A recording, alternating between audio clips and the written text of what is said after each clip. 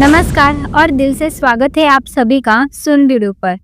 आज हम एक ऐसे फनकार की कहानी सुनने जा रहे हैं जिसकी एक मुस्कान पर दुनिया फिदा थी, जिसकी आंखों में एक अलग ही नशा था।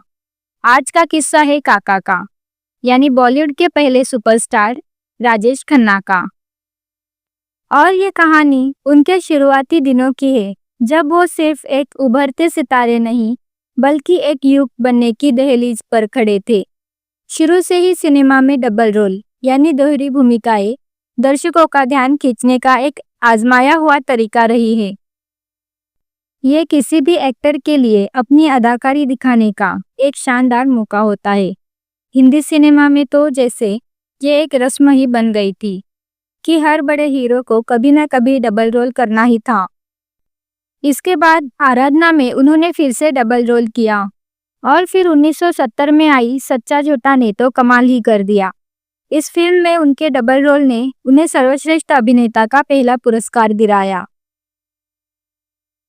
सच्चा झूठा कोई गहरी गंभीर फिल्म नहीं थी, ये एक हल्की फुल्की मस्ती भरी कहानी थी जिसमें मुमताज और विनोद खन्ना जैसे दिग्गज भी थे। लेकिन इस फिल्म को असली ऊंचाई तक पहुंचाया था कल्याण जी आनंद जी के सदाबहार संगीत ने। सोचिए, मेरी प्यारी बहनिया बनेगी दुल्हनिया जैसा गाना दर्शकों तक हर शादी की शान बन रहा। हालांकि आज नए गाने आ गए हैं, पर उस दौर में इस गाने के बिना शादी अधूरी थी।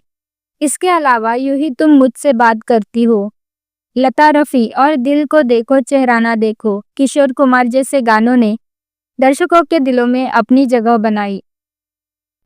राजेश खन्ना ने इस फिल्म में एक जासूस और एक गांव के बाजे वाले का रोल किया था। दो अलग अलग किरदारों को इतनी सहजता से निभाया कि वो दोनों ही आइकॉनिक बन गए। लेकिन असली मोड़ तब आया जब उनकी अगली फिल्म सफर ने उन्हें एक अलग ही रास्ते पर खड़ा कर दिया। सफर ने राजेश खन्ना को टाइपकास्ट होने से बचा लिया। दो रास्ते के सत्यम की तरह सफर का अविनाश भी जिंदगी से जुड़ा हुआ किरदार था, लेकिन इसकी कहानी में एक ऐसा ट्विस्ट था जिसने सब बदल दिया।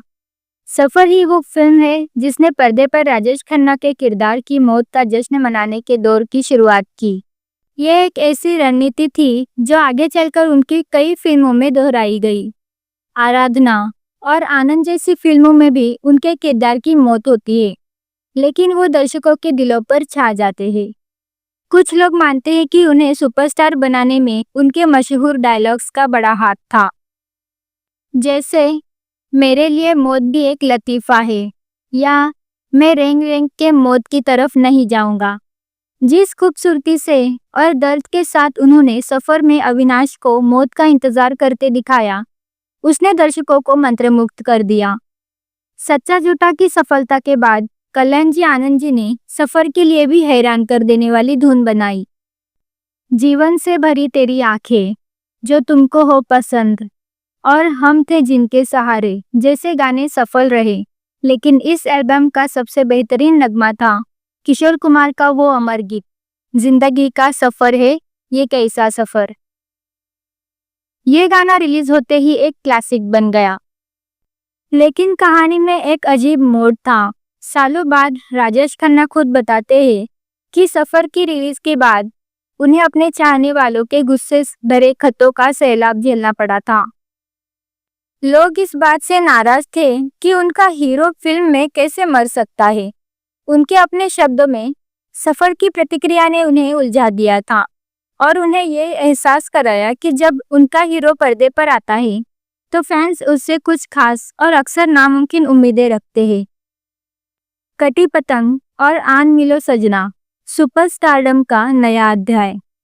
सफर की दुख भरी कहानी के बावजूद इसने अपनी बेहतरीन अदाकारी और संगीत से दर्शकों को खींचा और साल खत्म होने से पहले ही राजेश खन्ना की दो और धमाकेदार हिट फिल्में आई, कटी पतंग और आन मिलो सजना। कटी पतंग एक नायिका प्रधान फिल्म थी जो उन पर एक तरह से थोप दी गई थी। राजेश खन्ना इस फिल्म की शूटिंग के दौरान लगातार निर्देशक शक्ति सामंत से शिकायत करते रहे कि वो इस फिल्म में फिट नहीं बैठते, लेकिन सामंत जानते थे कि वो क्या कर रहे हैं। इस फिल्म का संगीत भी बेमिसाल था। किशोर कुमार के गाने जैसे ये शाम मस्तानी, प्यार दीवाना होता है और ये जो मोहब्बत है, उनके रोमांटिक हीरो की छवि को और मजबूत किया।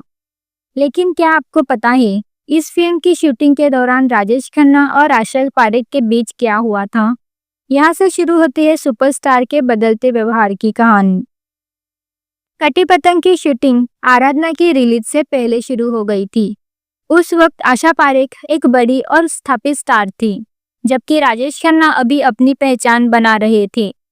नैनीताल में आउटडोर शूटिंग के दौरान आशा पारेख को एक शानदार होटल में ठहराया गया, जबकि राजेश खन्ना को एक साधारण जगह पर रुकना पड़ा। सीनियर होने के नाते आशा पारेख को ज्यादा तवज्जो दी जाती थी।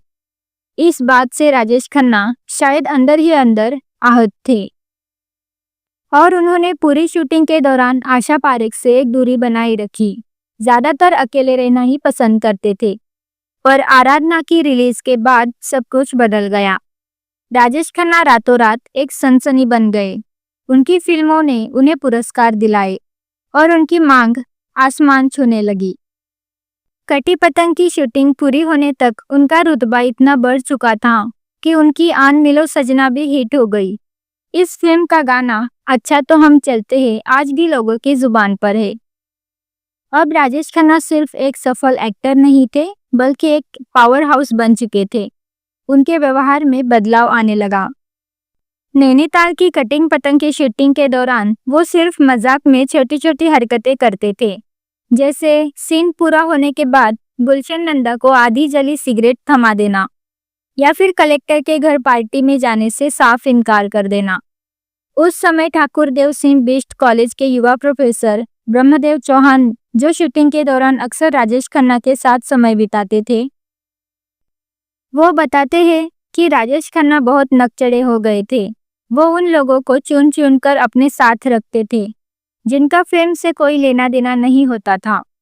प्रोफेसर चौहान बताते हैं कि राजेश खन्ना को शराब बहुत पसंद थी और वो अपने कमरे में लोगों को बुलाकर पूरी शाम शराब पीते थे।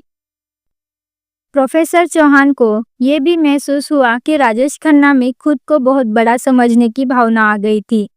नैनीताल के कलेक्टर के बुलावे को तो उन्होंने साफ मना कर दिया, लेकिन एक मामूली रेस्टोरेंट के मालिक के नाश्ते के निमंत्रण को खुशी खुशी स्वीकार कर लिया। ये उनके बदलते व्यवहार का एक साफ संकेत था। प्रोफेसर चौहान बताते हैं कि नैनीताल से वापसी के दिन राजेश खन्ना ने दोपहर में ही 2 पैक पी लिए और खुद कार चलाकर जाना चाहते थे, लेकिन शक्ति सामंत ने उन्हें सख्ती से रोका।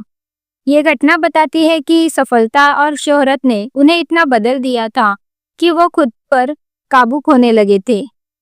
ये थे राजेश खन्ना के वो शुरुआती दिन जब वो सिर्फ एक उभरते सितारे थे। इस सफर में उन्होंने शोहरत की ऊंचाई देखी, दिल तोड़ा और दिल जीता भी, लेकिन कहीं न कहीं सुपरस्टारडम की कीमत उनके व्यक्तित्व में बदलाव के रूप में सामने आई। कैसा लगा आपको ये किस्सा? हमें ज़रूर बताइए और ऐसे ही और किस्से सुनने के लिए बने रहिए सुन भिड़ों के साथ।